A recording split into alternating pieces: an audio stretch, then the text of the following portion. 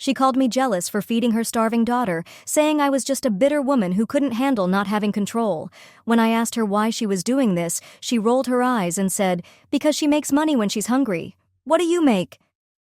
I just stared at her. That was 3 months ago. Yesterday, she locked herself in the courthouse bathroom and cried so quietly I almost didn't notice. I was 9 the first time my parents punished me with starvation. I was already teetering on the edge of anorexia, and that week without food sent me into a shock that landed me in the hospital with brain damage. I came out of it barely alive. I needed assistive tools to communicate and came back far less hyperactive than I'd once been. My parents noticed how much easier things were when I was essentially non-functional, and from that point on, whenever I began to recover or become too much, they'd just stop feeding me again. Just like that, my childhood became a cycle of reducing my brain to mush again and again. I ran away at 15 and never looked back. Fast forward to last year. I was 39 and somehow, against the odds, had gotten my brain to a point where I not only attended but graduated college. I became an elementary school teacher, determined to be the safe space kids often need and don't always get at home. That's how I met Ava. Ava was a student in my very first 4th grade class. Her family looked perfect from the outside, polished, upper class, well-connected. But something about Ava was off. From day one, her cheeks were hollow, her eyes exhausted, and she visibly salivated whenever food was mentioned. It was impossible to ignore. At lunch, she gnawed on pencil erasers, chewed her nails, even ate her own cuticles. I voiced my concerns to the principal, but he brushed it off and told me Ava was in good hands and that I shouldn't ask too many questions. I didn't buy it. I started watching more closely and noticed that Ava's mother picked her up early twice a week for what she referred to as portfolio shoots. Within 2 weeks of school starting, Ava had become the target of classroom bullies. The other kids called her skeleton and bones, taunted her by dangling food above her head, only to yank it away when she reached for it. I contacted their parents, but every time, the principal intervened and reminded me it wasn't my role to discipline students. I was stunned. Still, I tried convincing myself maybe Ava was just naturally thin until one Monday shattered that illusion. She came to school trembling so badly she couldn't grip a pencil. I caught her drinking from the unfiltered bathroom faucet like she hadn't had water in days. At lunch, she traded her designer shoes for a pack of crackers. Later, I found her in the restroom, eating tissues. I gave her some of my lunch that day. The way her face lit up was unforgettable. She looked almost afraid to take it, confused that I didn't strike her when she reached for more. I gently tried to ask about home, but she clammed up until the next day. She arrived limping, clearly injured. I found her in the restroom again, and this time she started to open up. She mentioned something about ruining a shoot because she looked bloated. She didn't say much more, but it was enough for the pieces to fall into place. From then on, I started a secret breakfast club before school. No charge. I brought all the food myself. Only Ava showed up, telling her parents she was coming in early for extra study. Every single day, she ate everything I brought. In just 3 weeks, she started regaining energy. Even the bullying eased up as her cheeks filled out again. That, it turned out, was my mistake. The food made her face look healthier, and one day after school, her mother stormed into my classroom. She didn't introduce herself, didn't ask for a conversation, just started screaming, accusing. She yelled about how she knew what I was doing. She ranted that Ava had lost a $5,000 booking because of me. She accused me of sabotaging her daughter's modeling career, demanding to know how it felt to ruin an honest family's income. I was in disbelief. She was standing there, all but admitting she deliberately starved her child, and she was proud of it. I told her, yes, I fed Ava, and I was going to keep feeding her, and unless she started doing the same, I'd make one phone call and let Child Protective Services decide how honest their little family business was. Her face went pale. But then it changed. Her eyes narrowed, and she smirked like she was about to play her trump card. "If you interfere with my parenting again," she said coldly, "I'll have you arrested so fast you won't even get the chance to call CPS." It was a clear threat. And in a town like ours, where her family was known for their generous donations to the school and their carefully polished image as local saints, her words carried weight. But she didn't realize I had once been in Ava's shoes. and I was ready to walk through fire to make sure that little girl got to eat. I also knew that to protect her, I'd need to play the long game, even if it meant being seen as the villain for a while, so I did. I shut down the breakfast club, I pulled back, kept things cold and professional. Ava began losing weight again, and I could see the light dim in her eyes. It crushed her. But whenever I could, I whispered that I hadn't given up on her.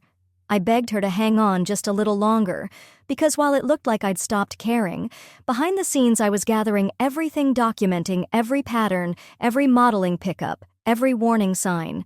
During recess, Ava bravely agreed to give testimony. She told me about the things that went on at home, about the punishments, about how her 5-year-old sister Emma had already started being starved to train her for the camera. It was horrifying, but it gave us the beginnings of a case. And then, right when we were so close to having enough, Ava disappeared. A full week of unexplained absence. Her mother claimed she was on an exclusive shoot in Miami. When Ava returned, she looked skeletal. Her hair was thinning, she could barely speak, and then the worst happened. It was during lunch. She spotted a tray of unattended cupcakes on a classmate's desk. In a split second, desperation took over. She grabbed them all and started shoving them into her mouth. On the surface, it might sound like a dramatic sugar binge, but anyone familiar with starvation knows what that much sugar and carbs can do to a body in crisis. Don't take my word for it. Look it up. Within minutes, Ava's eyes rolled back. Her body seized. She collapsed to the floor, foaming at the mouth. It was horrifying. The paramedics arrived quickly. I stood frozen, watching them try to stabilize her tiny body. Her mother showed up soon after, screaming at me, furious that I had let her daughter eat the cupcakes. The principal stepped in, pulled me aside, and told me to go home while they sorted things out. That afternoon, I paced my apartment like a caged animal, checking my phone every few minutes for updates that never came. The hospital wouldn't tell me anything. I wasn't family. All I could do was hope Ava made it through the night. When I came to school the next morning, there was a formal reprimand on my desk. The principal stood in my doorway with his arms crossed. He told me that Ava's mother had filed a complaint, accusing me of negligence, claiming I'd failed to properly supervise the classroom and allowed her daughter access to dangerous foods. He said the school board was reviewing my conduct and considering a suspension pending investigation. I wanted to scream. I wanted to show him every shred of documentation I'd been quietly gathering for weeks. But I knew Ava needed me to play this smart, so I swallowed the anger, accepted the reprimand, and asked about her condition. "She's stable," he said, "but she'll be out for at least 2 weeks." Those 2 weeks dragged on endlessly. I kept teaching, but my heart wasn't in it. Every day, the empty seat at Ava's desk was a painful reminder. The kids whispered about her. Some said she was greedy, others whispered she must have been sick. I couldn't correct them, not without revealing too much. But I noticed something else. Emma, Ava's little sister, began showing up at school with their mother. She'd sit quietly in the front office waiting during pickups, and from the window I could see the signs. 5 years old, with the same hollow cheeks, the same exhausted eyes, the same way of staring hungrily at the vending machines. I started documenting her too. Discreet photos, careful notes. The principal caught me once. He warned me sternly to stop meddling and reminded me that I was already walking a fine line. Then, on a Thursday, Ava finally returned. She moved like her body was made of glass. Her mother escorted her to class, shooting me a smug, victorious glance. Ava wouldn't meet my eyes. She went straight to her desk and stared at her hands. At recess, I tried approaching her. She turned and walked away. During lunch, she ate a single small container of plain rice. That's all her mother had packed. Nothing else. The other kids gave her a wide berth, unsure how to interact with someone who'd collapsed so violently in front of them. I gave her space. A few days passed, but it tore me apart to watch her sink into herself again, this time even more isolated. And then, on Monday, I found a note tucked into my desk drawer. Ava's shaky handwriting.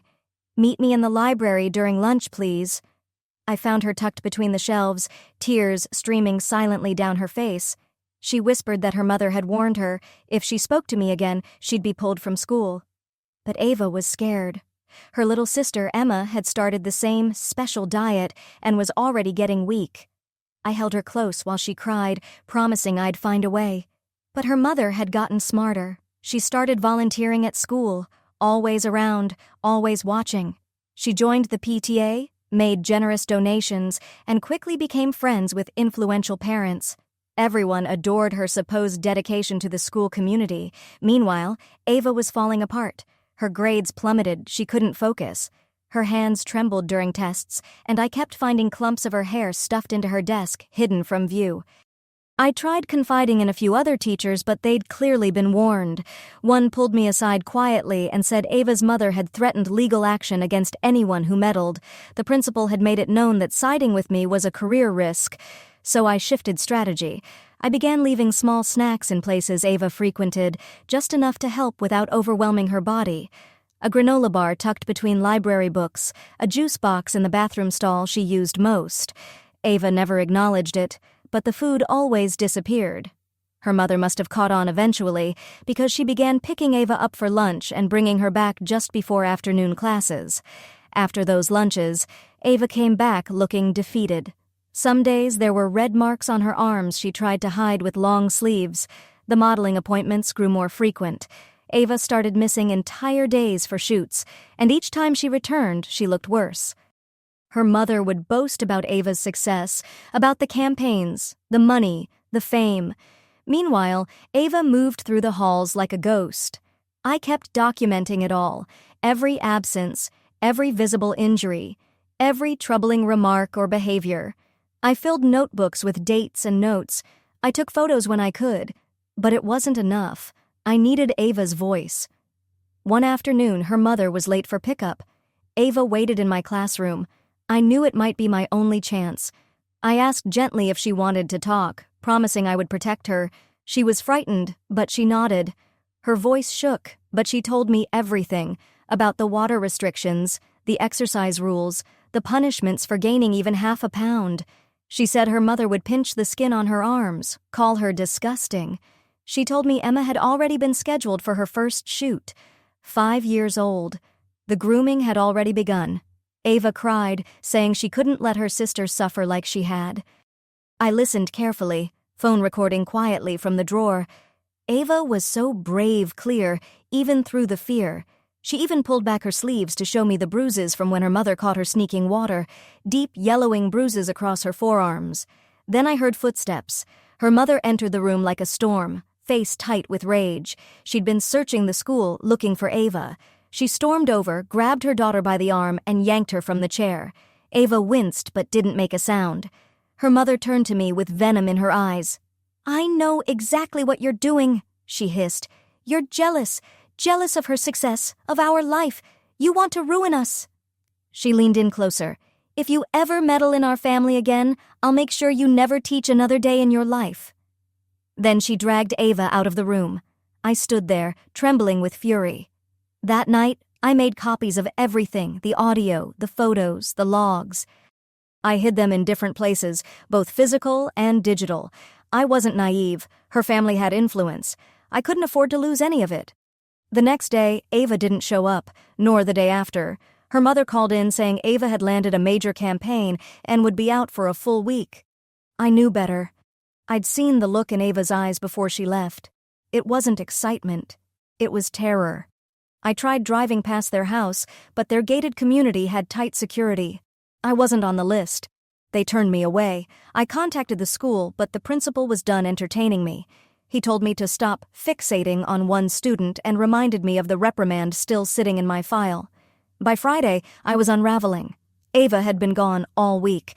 Her desk sat empty, a silent accusation I couldn't escape, a constant reminder that I had failed to protect her. I had gathered all this evidence, meticulously documented timelines, photos, recordings, but what good was it if I couldn't protect her? Then, during lunch break, I saw her, Emma, Ava's little sister, sitting in the front office with their mother. The 5-year-old was crying, holding her stomach, clearly in distress. Their mother looked irritated, not concerned, and snapped at her to stop being dramatic. The secretary offered Emma a packet of crackers, but her mother snatched it away, claiming the child had allergies. I stood at the hallway window and watched as Emma swayed where she sat. Her mother grabbed her arm to steady her, roughly, without a shred of tenderness. Then they left. But I'd seen enough. The cycle was repeating, and I couldn't let it continue. That afternoon, I made a decision. I couldn't wait for the perfect moment. Ava needed help now. Emma needed help now. The system had already failed them. I wouldn't. I spent the weekend preparing. I knew Ava's mother had painted me as the bitter, envious teacher trying to sabotage her golden child's modeling career. But I also knew the truth had weight. It just needed to be delivered correctly. Monday came with gut-wrenching news. Ava was back at school. She looked worse than ever. She could barely stand, leaning on desks as she walked. Despite the warm weather, her mother had dressed her in long sleeves and thick tights, covering whatever bruises or marks might lie beneath. During morning work time, Ava collapsed again. Not with the dramatic seizures of before, just a quiet slump forward onto her desk. I rushed to her side, gently feeling her forehead. She was burning up. Gasps echoed around the room. A few students began to cry. I called the nurse immediately, who then called an ambulance. Paramedics arrived swiftly. Ava's mother came rushing in as they were loading her daughter onto a stretcher. She tried to block them from leaving, insisting Ava was just exhausted from a long weekend of work. The paramedics didn't even engage. They followed protocol and loaded Ava into the ambulance. Before they left, her mother turned to me. Her eyes radiated fury. "This is your fault," she hissed. "You've ruined everything. I'll make sure you pay for this." That afternoon, the principal summoned me to his office. He informed me that Ava's mother had demanded my termination immediately. She accused me of harassment, of stalking her family, of intentionally making Ava ill to prove a point. He said the school board would be meeting the next day to discuss my future at the school. I went home that evening with dread hanging over me. Ava was in the hospital, but for how long? Her mother would find a way to bring her back and resume the abuse. And Emma was still at home, still starving. That night, I made more copies of the evidence. I organized everything meticulously. I created a detailed chronological timeline. I transcribed Ava's testimony word for word. I was preparing for a battle, and I knew I couldn't afford to lose. The next morning, I arrived at school early. The halls were quiet. I sat alone in my classroom, staring at Ava's empty desk, thinking about the bright-eyed girl she'd been on the first day of school. Despite everything, I didn't regret getting involved. I only wished I could have done more. The school board meeting was set for that afternoon. I spent the morning teaching, trying to hold it together for my students. My mind was spinning, rehearsing what I would say. Through the window, I saw Ava's mother arrive early. She stood in the parking lot, shaking hands with school board members, looking polished and composed in an expensive suit with a leather briefcase in hand. She played the role perfectly. Successful, respectable, untouchable. Later, during my prep period, the school counselor knocked on my door. She entered quietly and shut it behind her. Her expression was heavy with concern. She explained that Ava's mother had submitted an enormous file of complaints against me. Every interaction twisted, every effort rebranded as something sinister. She had even hired a private investigator who'd photographed me driving near their gated neighborhood. The counselor warned me. The board seemed sympathetic to Ava's mother. Her family's donations had paid for the school's new computer lab and funded athletic programs. The politics were obvious.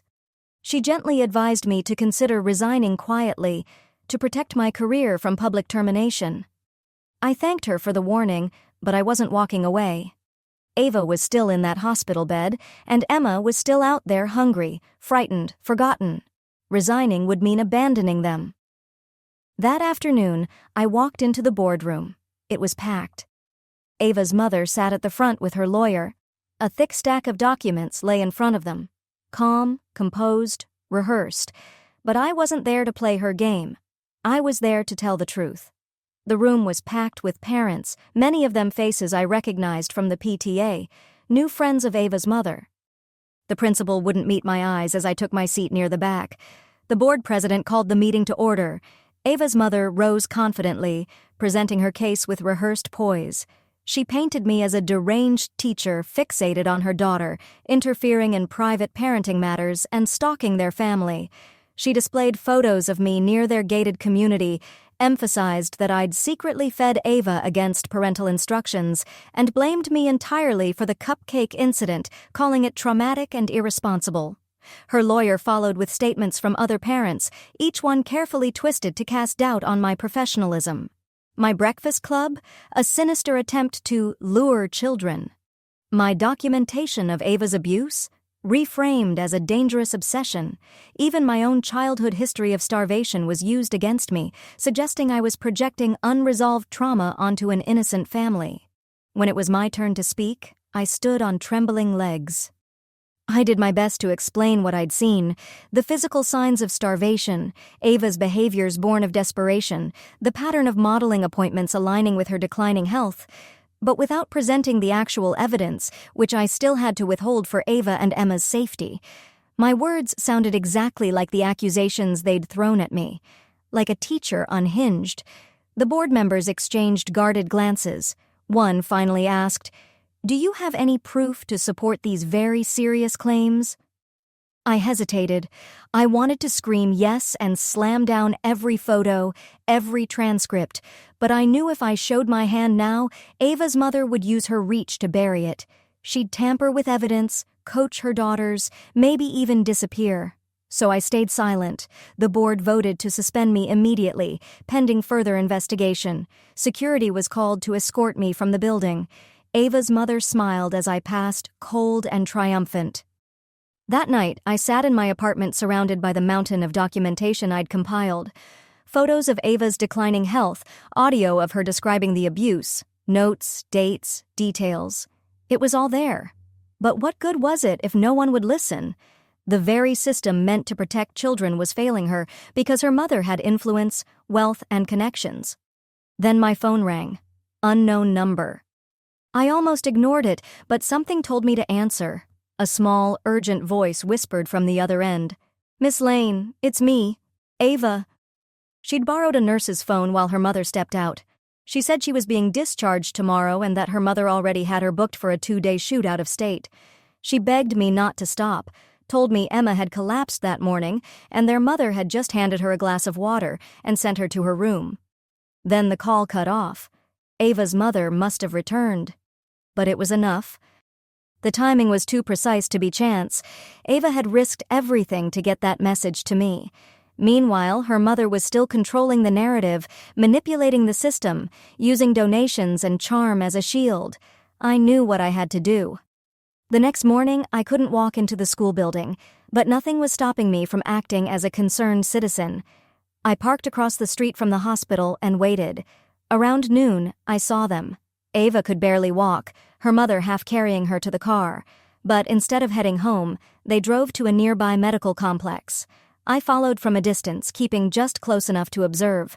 They emerged an hour later. Ava looked worse, pale, dazed. Her mother carried a small pharmacy bag. From there, they went to several more places. A modeling agency, a photography studio, even a gym. I watched as Ava's mother made her walk on a treadmill while she paced nearby on her phone. By early evening, Ava could no longer stand. Her legs buckled, and her mother had to carry her into another building, this one with no visible sign or name. They stayed inside for nearly 2 hours. When they came out, Ava was unconscious in her mother's arms. I grabbed my phone and called 911. I reported a child in visible medical distress at the address, but by the time an ambulance reached the location, they were gone. The dispatcher apologized. Without a license plate or known address, there wasn't much they could do. Frustrated beyond belief, I drove toward their gated community. I knew security wouldn't let me in, but I had to try something. That's when I saw it. Their car pulled off to the side of the road just outside the gates. Her mother was out of the car, pacing, yelling into her phone. Through the back window, I could see Ava slumped motionless in the back seat. I pulled over at a safe distance, heart pounding, watching. Her mother ended the call abruptly, yanked open the driver's door, and tried starting the car. Nothing. She tried again, then again. Still nothing. She cursed loudly and slammed the door shut, getting out and kicking the tire. She paced furiously, making another call, probably to roadside assistance. This was my window. While she was distracted, I circled around to the opposite side of the car. Ava was barely conscious, her breathing shallow and erratic. I tapped softly on the window. Her eyelids fluttered open, eyes struggling to focus. I mouthed, "Help is coming, just hold on a little longer." She gave me the faintest smile before her eyes drifted shut again. I heard her mother's voice growing louder, so I slipped back to my car and watched from a distance. A tow truck pulled up minutes later. Ava's mother arranged for the car to be towed inside the community, riding in the cab with Ava slumped beside her. I couldn't follow them beyond those gates, but I didn't need to. Ava was in real danger. Her condition was worsening, fast. That night, I made a choice I hadn't wanted to make. The system had failed, the school had abandoned me, the legal path was barricaded, but I had one last move. I stayed up preparing a full package of everything I'd collected: photos, recordings, transcripts, journal entries, dates, all of it organized, detailed, airtight. I made multiple copies, stored them in different places. The next morning, I didn't head to the school board, I didn't call CPS. Instead, I drove to the local news station. There was an investigative journalist there, Natalie Rios, known for taking down corrupt officials and unearthing hidden abuse cases. She was my last hope, but as I sat in the parking lot, my courage wavered. Making this public could traumatize Ava even further. Her story might be reduced to sound bites. My phone buzzed. A text. No name. It was a photo Emma at what looked like a photo shoot, wearing a child's swimsuit, her ribs painfully visible. The message read, "She's replacing Ava. Stop interfering or they both disappear." My hands shook as I stared at the image. Ava's mother knew I was still fighting, and now she was using both daughters as pawns. If I pushed too hard, she might vanish with them forever. I needed backup, real help. But from where? The school had turned its back. CPS needed evidence I couldn't safely submit.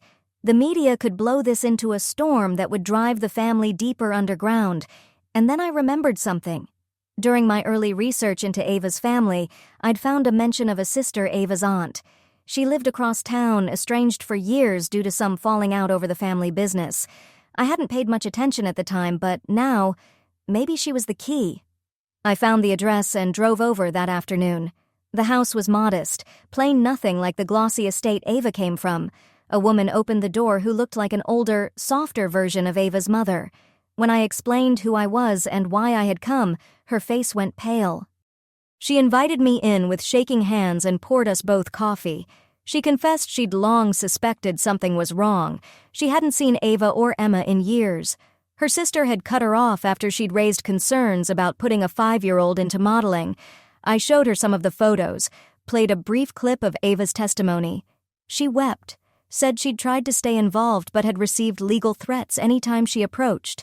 She'd been watching from a distance, praying things would improve. That night, we made a plan. As a blood relative, she still had rights I didn't. She could request wellness checks. She could petition to see the girls. And with my documented evidence backing her claims, we finally had a chance to force someone to act. But Ava's mother had clearly anticipated this move. The next day, when her sister tried to visit, she was stopped by security. Her name was on a ban list. She called CPS to request a welfare check. They told her the family was traveling for work, and any investigation would need to wait until they returned. A neighbor eventually told us the truth. Ava's mother had pulled both girls out of school, claiming to homeschool them for their careers. The house looked deserted most days. Curtains always drawn, no movement, no lights. Days passed. Silence. I was banned from school property. My suspension was transitioning into formal termination. Ava's desk had been cleared, her name scrubbed from the roster. It was like she'd never existed. Then, late one night, my phone rang. The number belonged to Ava's aunt. She was sobbing, barely able to speak. Ava had been admitted to a hospital 2 states away in critical condition. Her mother told the staff Ava had developed an eating disorder, that she was refusing food despite constant encouragement. We drove through the night, taking turns behind the wheel, a binder of evidence between us like sacred cargo. It was our only weapon. Our only hope. We didn't know what we'd find when we arrived, but we knew it might be our last chance.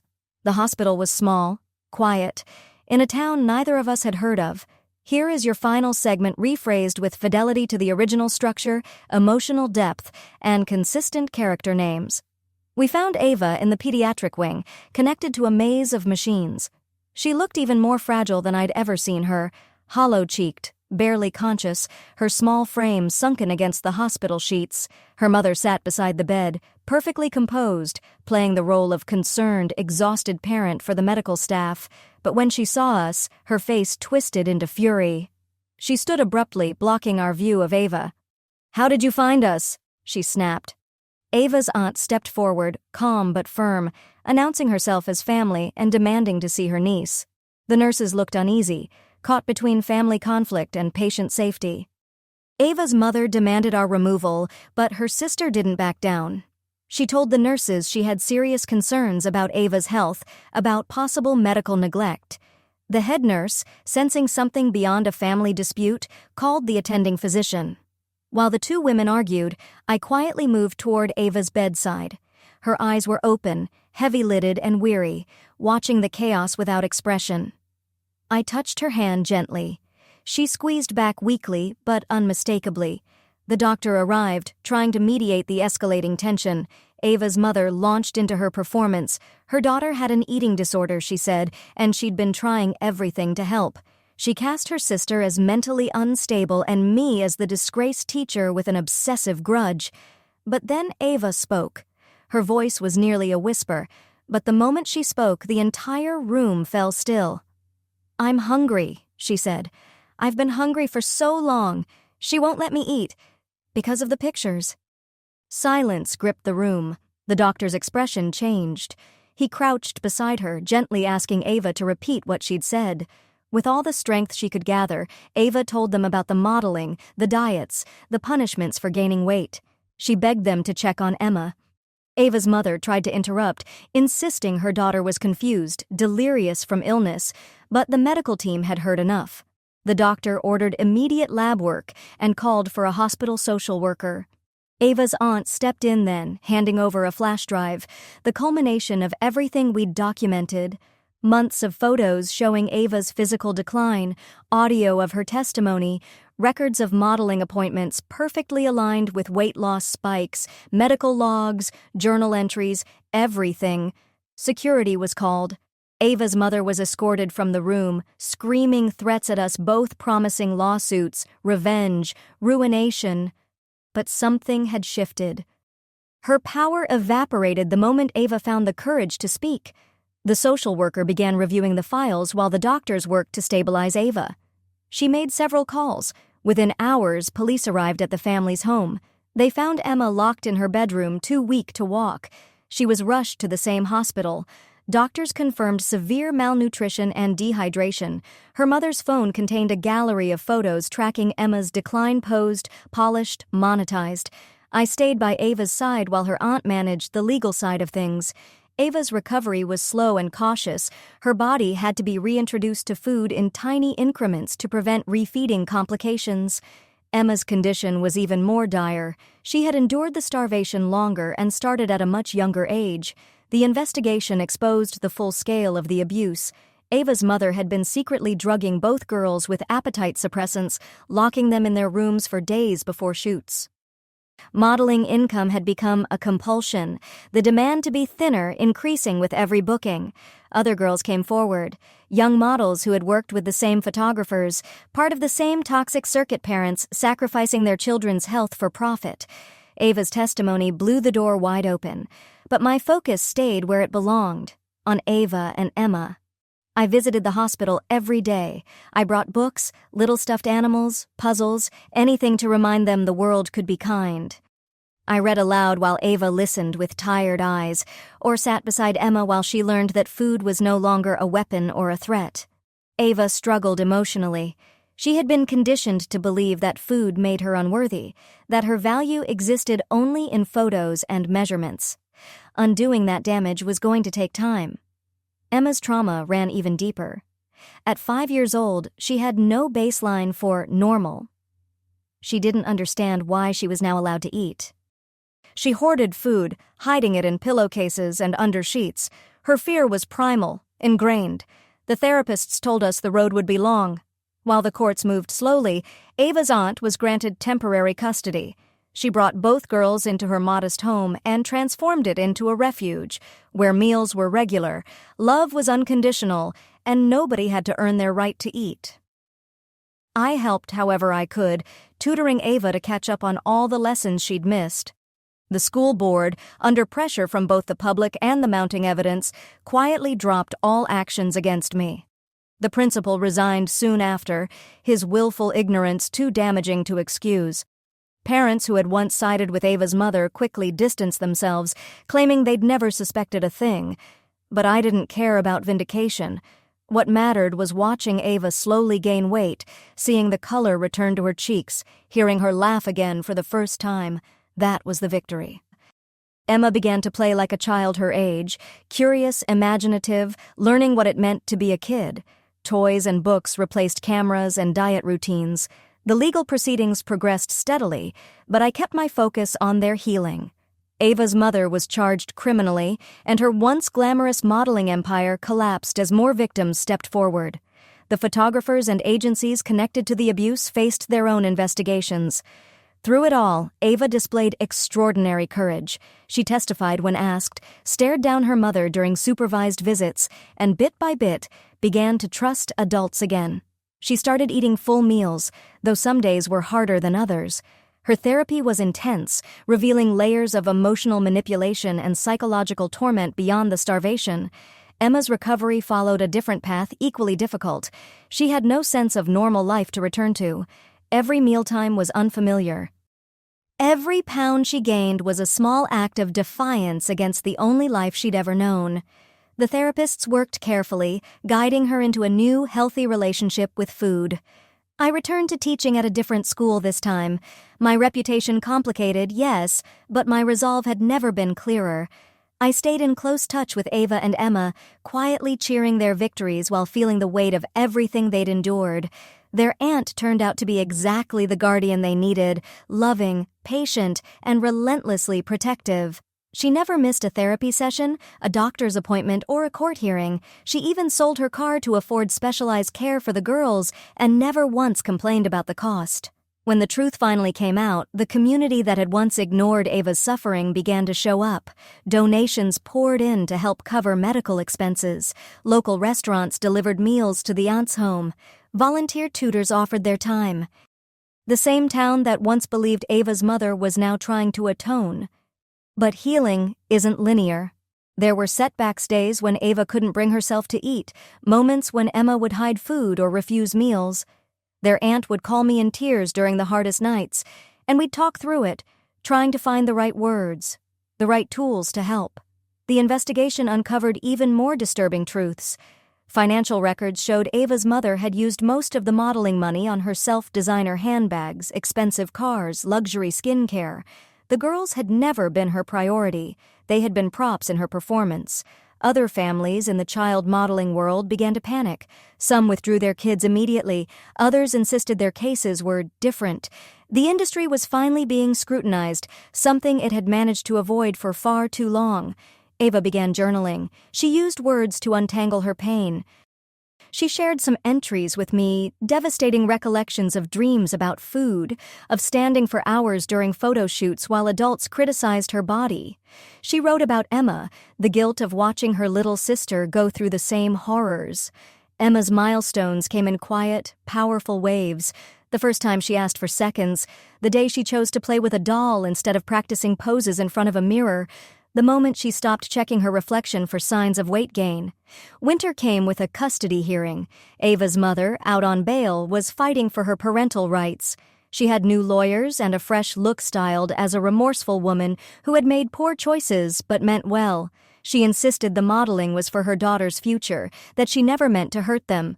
The courtroom was filled. Parents, advocates, reporters, doctors, everyone who had followed the case. Ava, now 13, was deemed mature enough to testify. Emma, just 6, would be represented by a child advocate. I sat silently in the gallery as Ava took the stand. She looked healthy, stronger, but still vulnerable. Her voice trembled as she recounted the hunger, the punishments, the dread. She spoke about Emma, about finding her curled up, crying from stomach pain, begging for just one cracker. Ava's mother's lawyers tried to discredit her testimony, portraying her as a confused child influenced by adults with an agenda. They claimed her eating problems were self-inflicted, the result of a personal disorder unrelated to modeling. They pointed to the family's wealth as proof of attentive care. But Ava didn't waver. She gave precise accounts dates when she was locked in her room without food, the appetite suppressants slipped into her vitamins, the modeling contracts that included weight clauses. She spoke with clarity and courage, refusing to be silenced. The medical evidence was irrefutable. Both girls showed signs of prolonged malnutrition. Bone density scans confirmed damage consistent with starvation. Growth charts revealed steep declines that aligned perfectly with their modeling schedules. The judge didn't hesitate. Permanent custody was awarded to Ava's aunt, supervised visits only at the girl's request. Ava's mother lost all parental rights, pending the outcome of her criminal trial. The courtroom exhaled in collective relief. Outside, Ava wrapped her arms around her aunt, then turned to me. She whispered, "I feel free." Emma, still too young to understand everything, sensed the importance. She joined the hug, small arms clinging to us both. We stood in the cold and unlikely family, shaped by trauma, but standing in triumph. The criminal trial would follow, but for now, they were safe. There was a long road ahead, therapy, doctor visits, learning to trust again. But they had each other. They had their aunt. And they had a community that finally saw what needed to be seen. I returned to teaching with a renewed mission. Every child who walked into my classroom would be noticed, truly noticed. What I had learned from Ava's case would stay with me forever. Her bravery hadn't just saved her and her sister, it had the power to protect many more. The modeling industry faced intense scrutiny. New regulations were introduced, mandatory health clearances, nutrition verification, restricted working hours for children. Enforcement remained inconsistent, but it was a beginning. A change sparked by one girl's voice. Ava came back to school that fall, not to my class, but to the same campus. She walked through the halls upright, no longer hiding behind expensive clothes and scripted smiles. Her grades improved quickly, her sharp mind finally fed, literally and figuratively. Emma started first grade that year, a regular kid, attending school for the first time. She made friends, played on the swings, and ate lunch without fear. The staff knew her history and kept gentle watch, but allowed her to just be a child. Their aunt balanced it all with grace. She learned to prepare meals that didn't trigger anxiety, and she showed up for every recital, every meeting, every therapy appointment. She turned her modest home into a sanctuary safe, nurturing, consistent. I visited often, helped with homework, shared meals. Sometimes Ava would talk about what she'd been through, piecing together her memories as she grew older. Other times she was just a teenager complaining about algebra, chatting about books, rolling her eyes at cheesy movies. Emma's trauma began to fade, replaced by new, joyful experiences. The food fears didn't disappear completely, but they softened with time and patience. She discovered art drawing, painting, expressing what she still couldn't say with words. One evening, while helping Ava with a school project, she looked up from her paper and asked me, "Why did you fight so hard for me?" I told her the truth. About my own childhood, about the starvation, the brain damage, the long road back. I explained how seeing her, so small, so hungry, so brave, brought back memories I'd buried, but also gave me something I hadn't felt in years. Purpose. She didn't say anything at first. Then she leaned over and hugged me tightly. She whispered, "You saved my life." I shook my head gently. "No, Ava, you saved your own life. I just refused to look away." Her school project was on heroes. She chose to write about her aunt, the woman who stepped up when no one else did. But in her conclusion, she wrote about everyday heroes. Teachers who notice, neighbors who speak up, anyone who refuses to ignore a child in pain. As spring came, both girls bloomed. Ava joined the track team. She ran not as a punishment or photo op, but for the sheer joy of movement. Emma enrolled in dance, learning to move for herself, not for a camera. Their laughter echoed through the aunt's house warmer and louder than any applause from a runway. The criminal trial ended with Ava's mother found guilty on multiple charges. She received a lengthy prison sentence. Other parents and modeling professionals faced consequences too. The system, at last, was holding someone accountable. But the true justice was this: Ava and Emma were free, and they were just getting started. The modeling agency shut down its reputation in ruins, its name now synonymous with abuse. But in the quiet little house across town, none of that mattered anymore. What mattered were family dinners where everyone ate without fear, bedtime stories without weight checks, school mornings filled with learning instead of dizziness. The simple, beautiful truth: the girls were finally allowed to be children. Ava graduated middle school with honors. Her speech touched on resilience, on the strength of speaking up, on the quiet power of choosing truth. Emma cheered loudly from the audience, beaming with pride now that she fully understood what her big sister had done for both of them. Their aunt cried openly, overcome by how far they had come. I kept teaching, carrying Ava's story in my heart. Every September brought new students, new chances to spot what others might overlook. The breakfast club I'd once created in secret for Ava had become a permanent program, official, supported, and open to any child in need. No questions, just food. The girls' healing wasn't perfect. It might never be complete, but it was real. They were living now, truly living. Each meal eaten without shame, each pound gained without anxiety, each carefree laugh a quiet defiance of the past. In my classroom, Ava's old seat had been filled by another child, but her impact remained. A reminder that one person, noticing one teacher refusing to give up, could change the course of a life. The cycle had been broken, the pattern interrupted, 2 little girls were free, and every hard moment had been worth it. I remember watching from my car the day Ava's mother stepped out of the hospital's administrative wing, phone pressed to her ear, gesturing wildly as she paced the sidewalk. Ava was still upstairs in her hospital bed, alone. Her aunt and I had agreed to take shifts monitoring the situation. It was my turn. The next 3 days passed in a blur. Ava's condition stabilized slowly.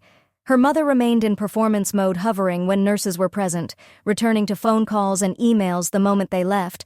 I documented everything from the hallway window, every manipulative gesture, every time she repositioned herself just so before a nurse entered. Then, on the 4th morning, something shifted. Her mother arrived with 2 men in suits. I recognized one. He was a photographer from the now-defunct agency.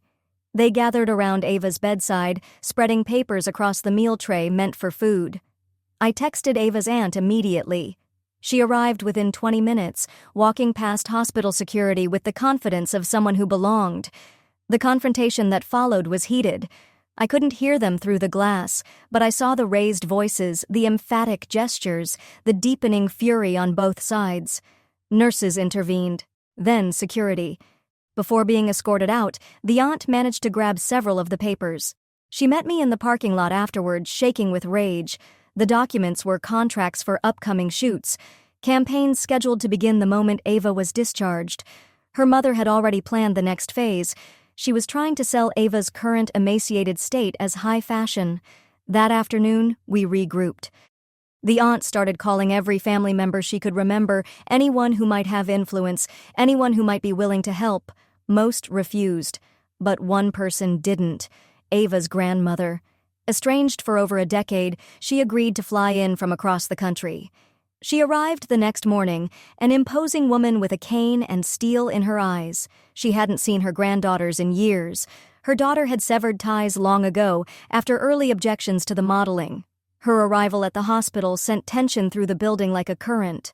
Ava's mother tried to have her barred from the floor, but the older woman held her ground. She demanded access to both girls, threatening legal action if she was denied. The standoff dragged on for hours, with administrators trapped in the middle. From her hospital bed, Ava watched it all unfold. Her tired eyes followed each voice, each movement, absorbing the drama silently. Then, finally, her grandmother was allowed into the room. Ava reached for her immediately, weak, trembling tears slipping down her cheeks. The moment needed no words. The grandmother sat beside her, touched her sunken face, ran weathered fingers along her frail arm. Her expression shifted from disbelief to anguish as she fully took in the damage. It was a brief reunion, but powerful an anchor dropping into the chaos, proof that someone older, someone strong, still cared. She turned to her daughter with a stare that could have melted steel. What followed was a reckoning years overdue. Ava's grandmother calmly revealed she'd been documenting her concerns from a distance for some time. She had hired someone to photograph the girls at public events, building a timeline of their visible weight loss tied directly to modeling schedules and appearances. When Ava's mother tried to maintain her composed facade, the cracks began to show. She accused her own mother of jealousy, of trying to sabotage her daughter's careers. But the grandmother simply produced more evidence emails from worried extended family members, some dating back years, voicing fears that had gone ignored. The hospital social worker, who had already been monitoring the situation, called for a formal meeting. Everyone involved was required to attend, including me, as the initial reporter. We gathered in a small conference room that felt stifling, thick with tension.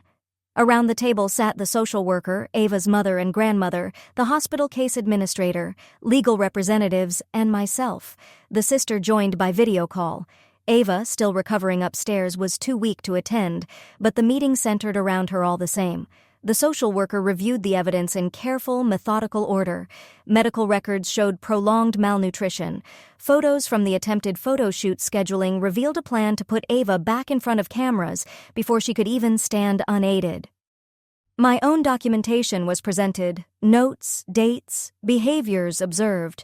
The grandmother's reports, photos, and family testimonies built a powerful case.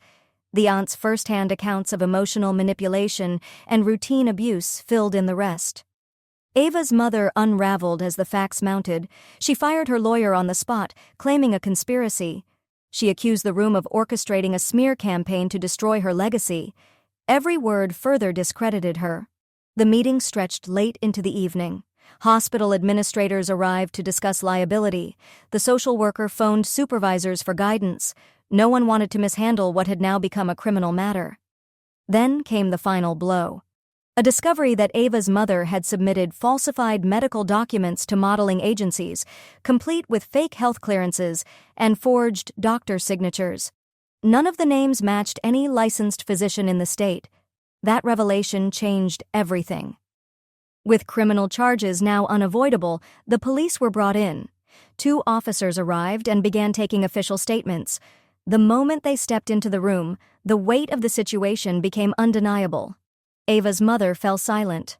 Whether from guilt or strategy, no one could say. The grandmother seized the moment. She proposed temporary guardianship. Her small town was 3 hours away, far from the chaos of the modeling industry. She promised to make the girl's health her only priority. The sister agreed to assist during the transition, supporting the placement fully. Legal proceedings would take time, but Ava couldn't wait. The social worker approved emergency placement with the grandmother until a formal hearing could be held. Ava's mother protested, but her arguments had no weight left to carry. Before the transfer, I visited Ava one last time in the hospital. For the first time, she was awake and alert. She smiled faintly when she saw me and reached for my hand. "Thank you," she whispered. I told her this was just the start, that healing wouldn't be easy, but she wouldn't be alone. Her small smile said it all. Hope had returned. The grandmother coordinated medical transport to her home. I helped gather Ava's belongings, most of which were inappropriate designer outfits, all too small. Her mother had still been planning for more shoots. Emma was retrieved from the home by social services. She looked dazed but not afraid, clutching a worn stuffed bear tightly as she joined her grandmother. The reunion between the sisters was tender. They clung to each other as if afraid to be pulled apart again. That shared pain had fused an unbreakable bond. The drive to the grandmother's town marked a full departure from the world they'd known. I followed behind, needing to see them safely settled. The grandmother's home was modest but full of warmth, the kind of warmth that had never existed in the mansion they left behind. Adjusting took time. Ava still needed round-the-clock medical supervision. A nurse visited daily to monitor her condition. Emma struggled with food-hiding snacks, checking her reflection often, flinching at praise. The scars weren't just physical. The grandmother faced each challenge with calm determination. Patient, loving, unshakable. I stayed several days to help them adjust. helping establish routines, coordinating with therapists, creating meal plans that felt manageable. The local doctor, informed of the trauma history, offered gentle, precise care. Every small step forward was treated as a quiet victory. And the community? They came through. Neighbors dropped off groceries. Someone brought handmade quilts. Others offered to babysit or mow the lawn. For the first time in their lives, Ava and Emma were surrounded not by lights and cameras, but by care and safety. Here is the final rephrased segment of your story, preserving tone, character integrity, and emotional clarity. Word spread quickly in the small town, and support flooded in. Neighbors delivered home-cooked meals to the doorstep. The local church organized volunteers to help with transportation to doctor's appointments and therapy. The community welcomed Ava and Emma without judgment or curiosity, only compassion. Ava's mother attempted contact multiple times, but legal restrictions barred any direct communication. She sent letters through her attorney, alternating between veiled threats and desperate pleas. The grandmother burned them unopened, shielding the girls from further manipulation. Next came the challenge of school enrollment. The local elementary school agreed to accommodate both girls' unique needs. Ava would begin part-time, gradually rebuilding her stamina. Emma, still acclimating to what childhood was supposed to feel like, would receive extra emotional support as she transitioned into a regular classroom environment. I returned to my own routine but kept in close contact. Weekly phone calls with the grandmother brought updates, slow, hard-earned progress. Ava gained weight, ounce by ounce. Emma started to play for fun rather than approval. The grandmother sent photos, the girls painting together, giggling at the breakfast table, curled up for bedtime stories. Ordinary moments that had once felt impossible. The legal process moved steadily behind the scenes. Ava's mother faced multiple charges. Her modeling empire continued to crumble as more families came forward with similar stories. The industry, long immune to accountability, was finally under scrutiny. 3 months later, I visited for Ava's birthday. The change was stunning. She'd gained enough weight to look like a vibrant child again. Her skin glowed, her eyes no longer hollow. Emma ran barefoot through the backyard, chasing balloons and laughing freely. The grandmother sat on the porch, eyes glistening with happy tears. The birthday party was small, sweet, and perfect. Neighborhood children came and treated Ava like any other friend. She blew out candles on a homemade cake, surrounded by genuine laughter and love. The simplicity of it all felt like a profound victory. Later, Ava pulled me aside and shyly handed me a journal. She'd been writing every day about food, feelings, rediscovering what it meant to be a kid. She wrote about new dreams, becoming a teacher, maybe, like me. Her entries were honest and raw, but filled with light. Emma interrupted us proudly, showing off a crayon drawing of their family. The grandmother, Ava, herself, and me in the corner, all of us holding hands under a bright sun. No cameras, no makeup, no scales. Just joy. That evening, the grandmother shared some of her own burdens. Medical bills were piling up. Raising 2 traumatized children in her 70s wasn't easy, but she remained steadfast, selling off anything she could before accepting a single dollar tied to modeling. Quietly, I helped set up a small community fund through the school district, anonymously accepting donations for the girls' care. The response was overwhelming. Teachers, parents, neighbors, even former skeptics. Everyone contributed something. Enough to cover therapy sessions, medical checkups, school supplies. The toxic money from modeling became irrelevant. The girls were supported by something far more meaningful: love. That fall, Ava started regular classes. She struggled at first. Years of interrupted education had taken a toll. But she was determined. She stayed after school for extra help, gradually closing the gaps. Her resilience impressed everyone. Emma flourished in kindergarten. She explored, questioned, and made friends. Her teacher, aware of her history, offered gentle guidance, but mostly just let her be a child. Watching her laugh at recess felt like witnessing a miracle. As winter neared, the criminal trial approached. Ava was asked to testify. To protect her from re-traumatization, the prosecutor arranged for her to give video testimony instead of appearing in court. Ava sat before the camera and spoke clearly, her voice steady and strong. Each word held weight. Her mother's conviction brought no applause, just quiet, palpable relief. The sentence was definitive. She would never regain custody. Other convictions followed as investigations widened. The modeling agency shut its doors for good, its reputation reduced to ashes. Winter brought new challenges. The girls had never truly celebrated the holidays. The grandmother crafted simple, heartfelt traditions. They baked cookies and made handmade ornaments. Messy frosting replaced carefully posed photographs. Laughter replaced tension. On Christmas, I received a card from Ava. Her handwriting had improved beautifully. She thanked me for noticing, for believing her, for standing firm when everyone else turned away. She included a photo, 2 smiling girls in scarves and mittens, building a snowman beside their grandmother. By spring, the recovery continued to blossom. Ava joined the school choir, finding her voice in every sense of the word. She sang with confidence, her sound clear, unshaken. Emma joined art club, her drawings growing more expressive, more colorful with each passing week. They were no longer surviving, they were living. Here is the final rephrased installment of your story, with consistent emotional tone, character continuity, and narrative fidelity. Emma took up soccer, not for calorie burning or praise, but for fun. Her feet moved freely, her smile unguarded. Every new activity marked another step toward the childhood both girls had once been denied. By the 1-year anniversary of Ava's hospitalization, their transformation was unmistakable. It wasn't just their bodies, though the healthy weight they'd gained showed clear recovery. It was their spirit. Their laughter had returned, light and unforced. The grandmother organized a small gathering to mark the milestone, not a celebration of the trauma, but of survival. We met in her backyard, the girls, their aunt, myself, and a few close neighbors who had supported the journey. No cameras, no modeling contracts, no scales, just people who had chosen to fight for 2 children's chance at a real life. Ava stood to speak briefly. Her voice was calm, steady, and older than her years. She thanked everyone, acknowledging that healing was ongoing but progress was worth honoring. Emma hugged her tightly, understanding far more than a child should ever have to.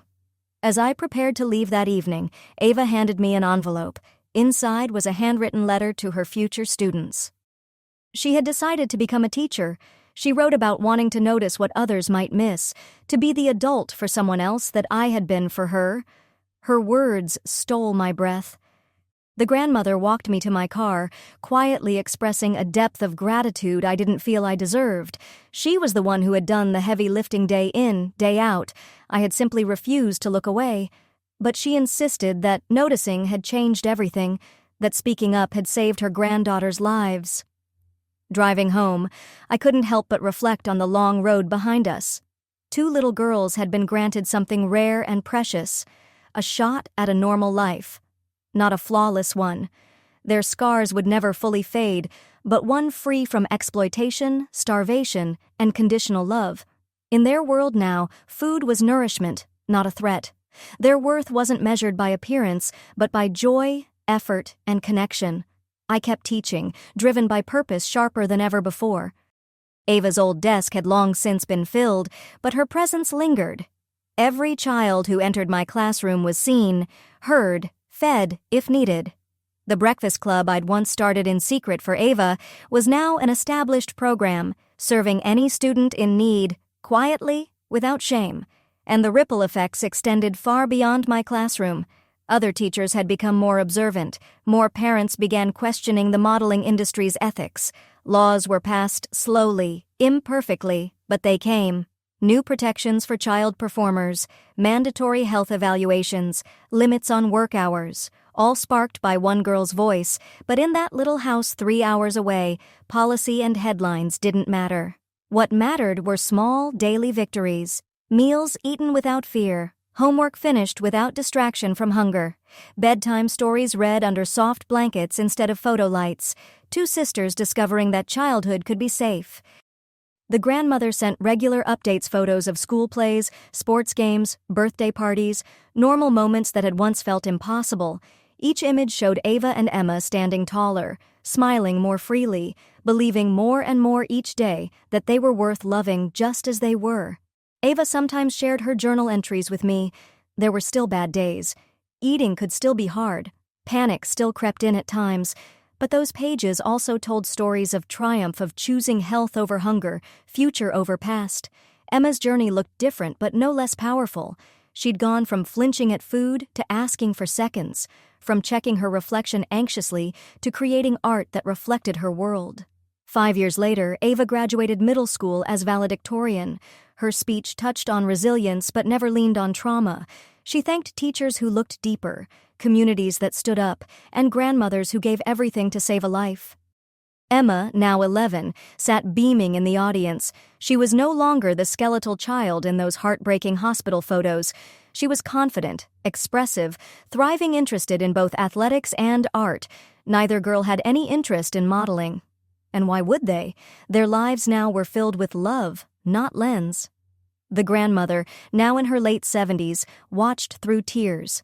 She'd traded her retirement for round-the-clock care, sold belongings to fund treatment, and never once complained. Every sacrifice had been an act of love, every step of healing, a return on that investment. I was there that day too, watching Ava cross the stage, proud beyond words. She hadn't just survived, she had blossomed. Her academic accolades were impressive, but her emotional growth, her transformation from victim to advocate, was nothing short of inspiring. After the ceremony, Ava found me in the crowd. She was taller than me now, healthy and strong. She hugged me tight, then whispered, "I got in." Full scholarship. Teaching program. My essay was about adversity and you. Before I could respond, Emma bounded over, eager to share her own triumph. She'd won an art contest. Her entry?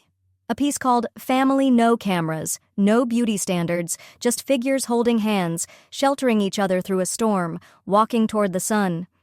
Here is the final installment of your story, rephrased with consistent voice, emotional tone, and character continuity. The grandmother invited me for dinner, a tradition we'd kept over the years. Around her cozy table sat two vibrant teenagers, full of life and laughter. They joked, teased each other, and vented about the usual teenage struggles: upcoming exams, annoying group projects, friends who didn't text back fast enough. The contrast to that first visit in the hospital was staggering. Ava asked me thoughtful questions about teaching programs, curriculum options, certification paths, classroom management strategies. She was serious about her future. She wanted to specialize in working with at-risk youth. She wanted to notice the signs others might overlook. Emma jumped in, proudly declaring she'd decided to become a pediatric nurse. She wanted to help kids feel safe and heal, just like she had. As the evening came to a close, I stood to leave. Ava walked me out, Emma trailing behind her like she always did.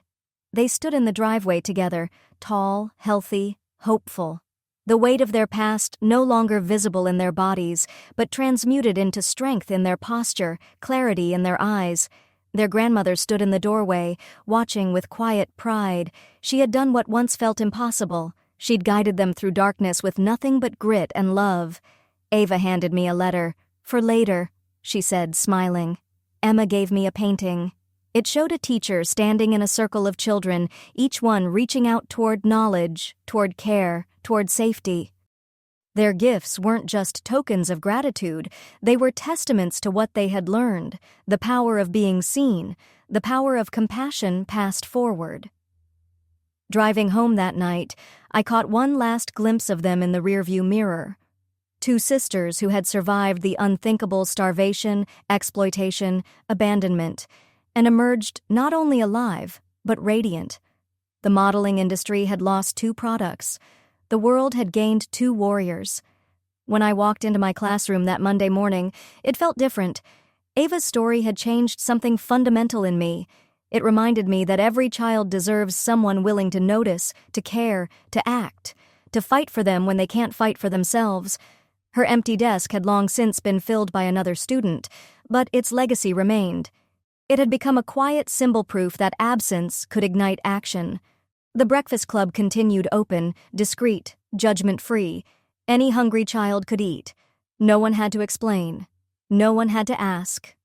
Ava's legacy lived in every morning granola bar, every carton of milk, Every kind smile from a cafeteria volunteer. In every teacher now trained to spot red flags. In every child seen before, it was too late. That night, I opened Ava's letter. Inside were just a few handwritten lines. Thank you for seeing me when I was disappearing.